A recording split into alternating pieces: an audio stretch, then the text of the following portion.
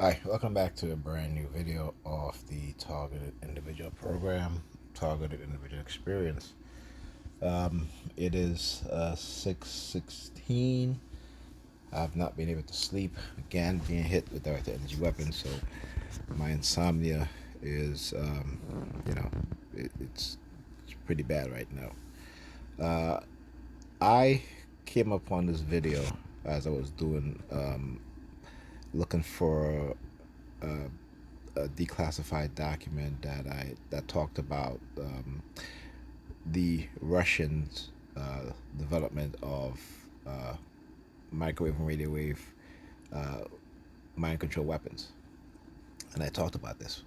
All right, and in one of those declassified documents, okay, you had journalists and scientists who were talking about the West having these weapons and how they can be able to control the population, right? To subdue emotions, so there'll be no more protesting. Uh, to have those who are oppressed be docile. If I remember, the word that they used was content, right? To have the population content in their oppression, and also and docile in the violation of their and uh, happy with the violation of the civil rights and constitutional rights. Okay, and I've been trying to expose the stuff for over a decade now.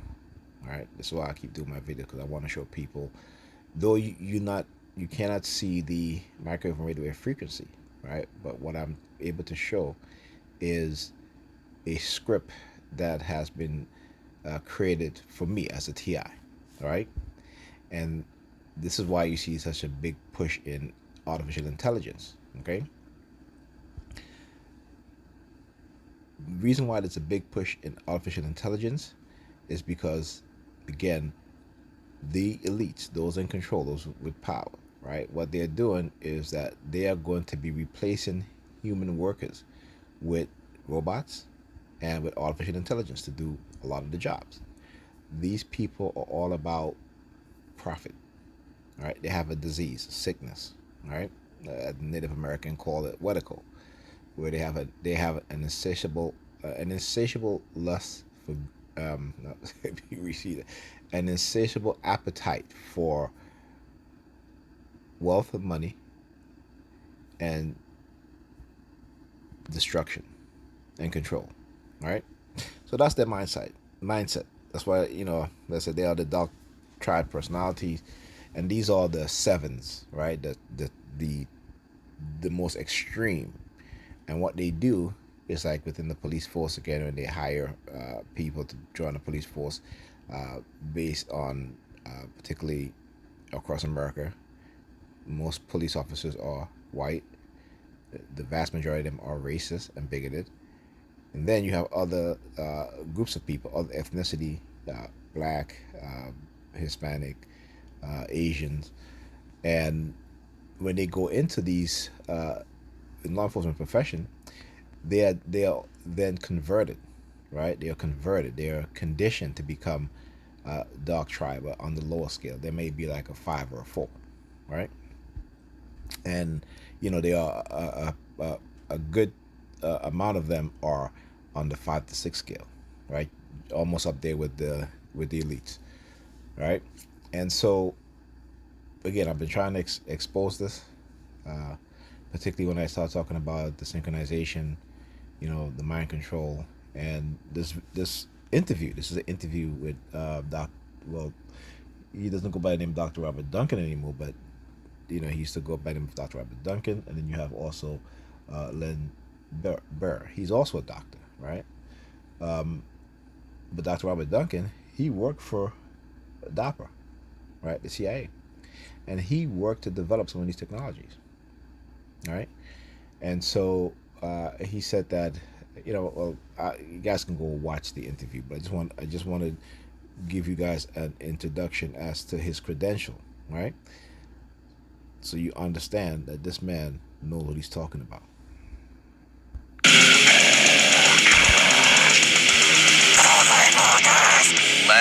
Why don't you guys introduce yourselves and talk about, what is it you guys do and what's your background?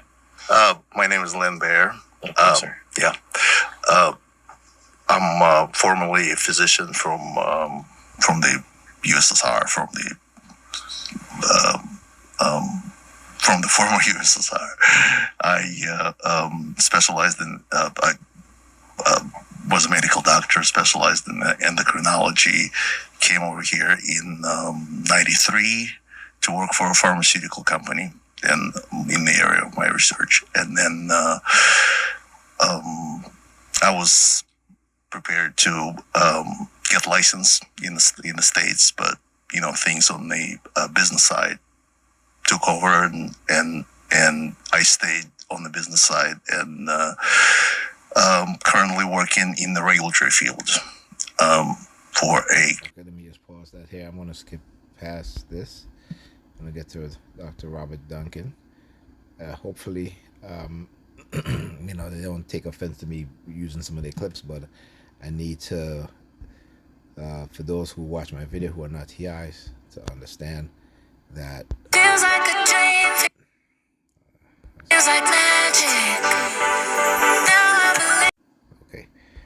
Energy coming into. All right. A number of people in every country. Is it happening in your country? And they're just like the exact same symptomology. Other than the symptomology and the vast. I might have went too far here. Okay, I want to go back to where he's introducing himself. There we go. It was odd. I gave a resume to a headhunter. Let's go back a little bit more. Okay. All right. Team of experts that diagnosed Cuban diplomats. So he was hit with again with the directed energy weapons. All right. He's talked also about vibration. With me, they were using vibrational acoustic weapon to attack me, particularly attack the lower half of my body, because it was intentional to incapacitate me. Right. That what was done to me in terms of damaging my spine, right, my lower back, and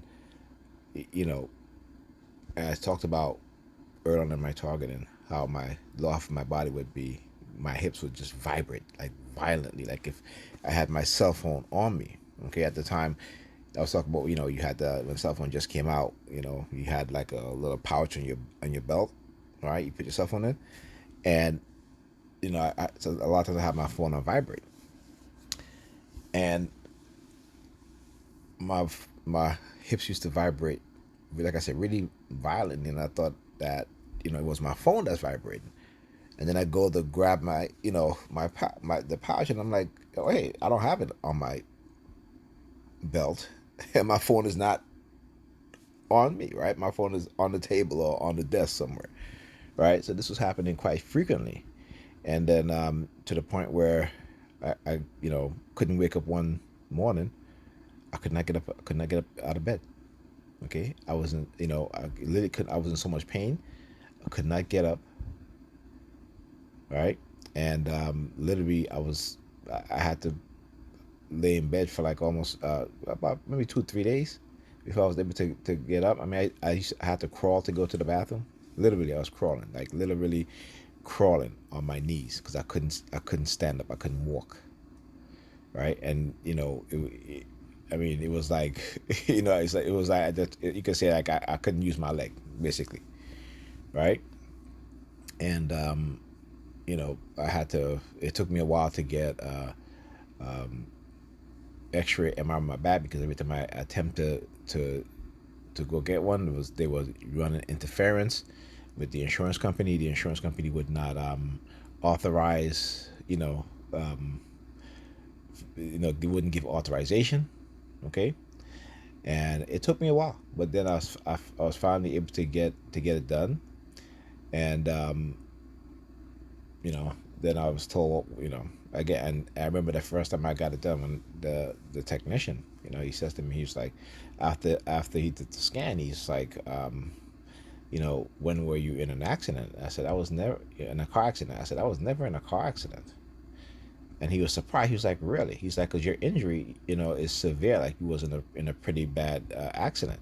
I said, well, I wasn't in an accident. And he was like, well, what happened? And I was like, you wouldn't believe if I tell you, you know.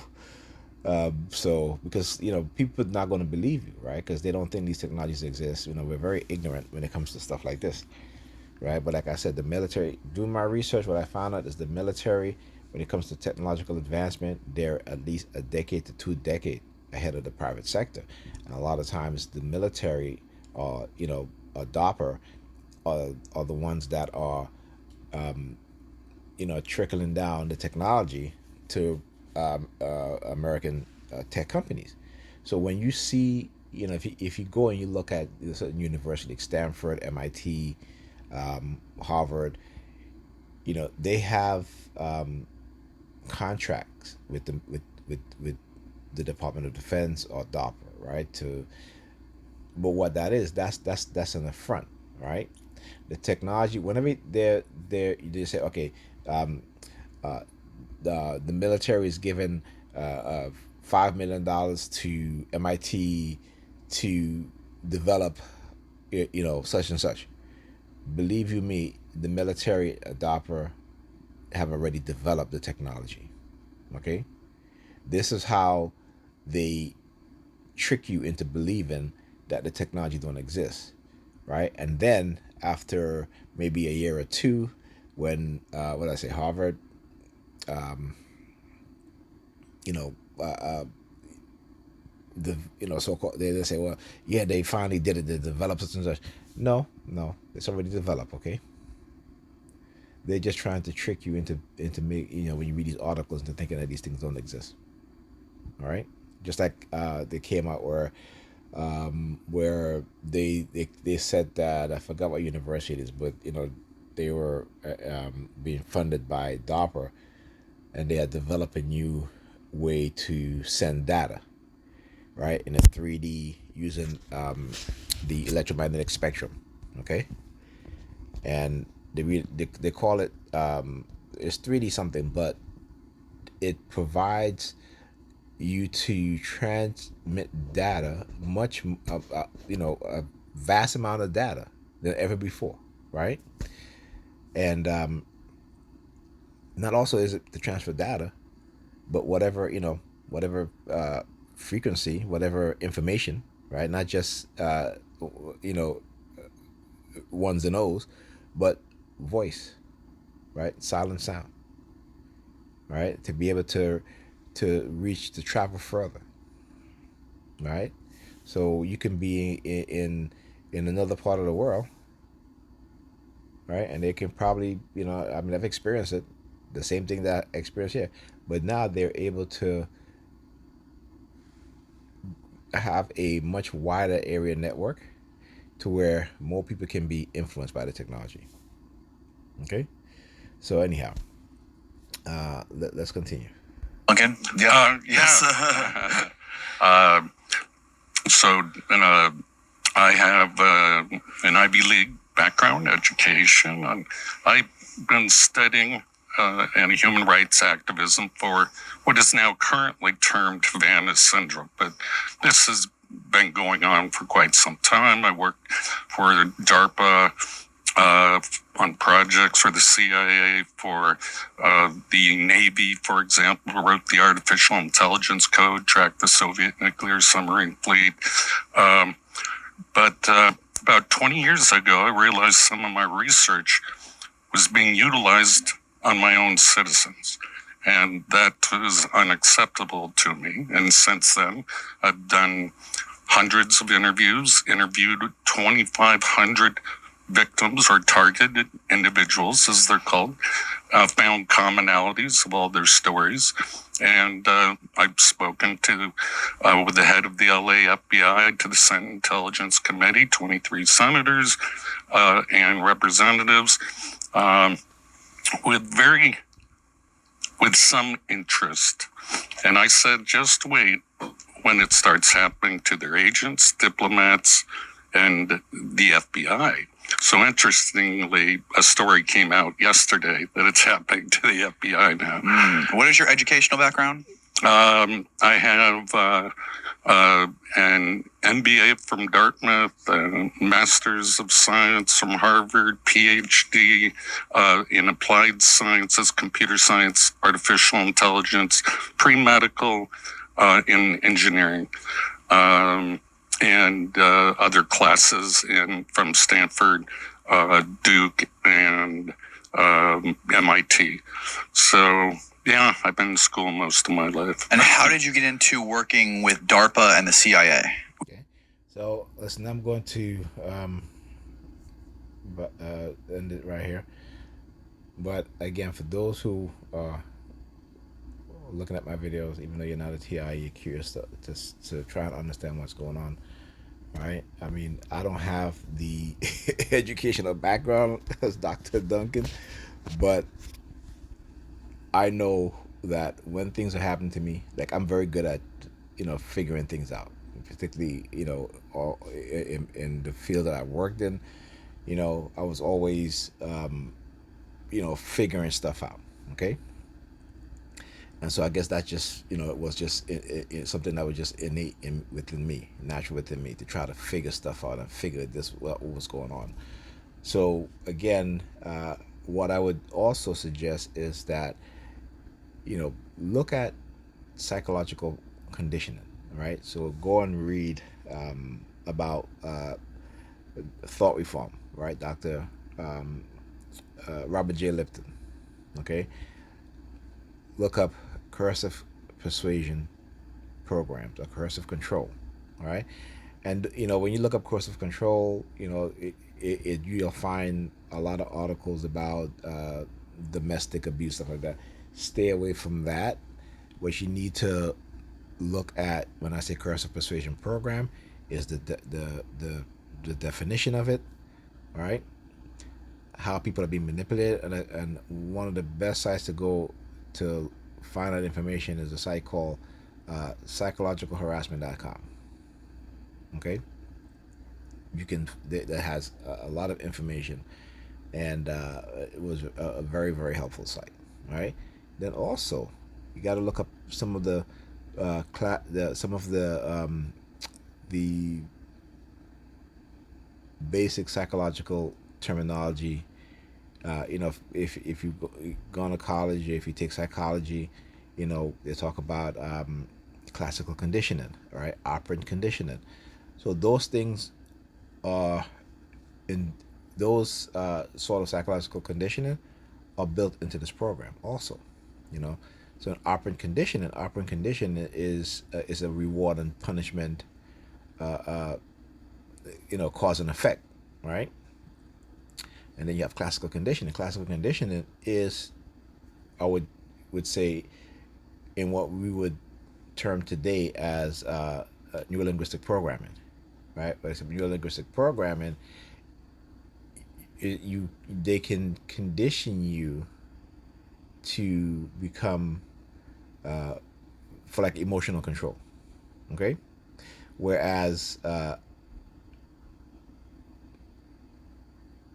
operant conditioning, what they do is a reversal of that. So operant conditioning is where is also a reward and punishment, but it's in a different way, right? So operant, if I remember, operant conditioning is where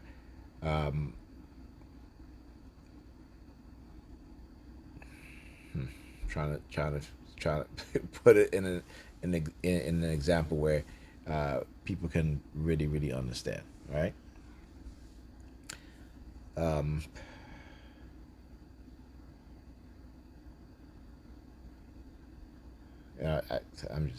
I can't think of anything right now. I'm just too tired. But anyway, go look at those terms, right? I think operant conditioning is B.F. Skinner, and classical conditioning, that's Ivan Pavlov, right? He's talking about Pavlov dogs. And as a matter of fact, Dr. Amos Wilson talks about Pavlov a lot, because when it comes to how black people are conditioned, a lot of it is based off of Pavlov experiments with dogs, right? And again, that's just the psychological aspect of it. But understand that how they do it is with the technology. All right,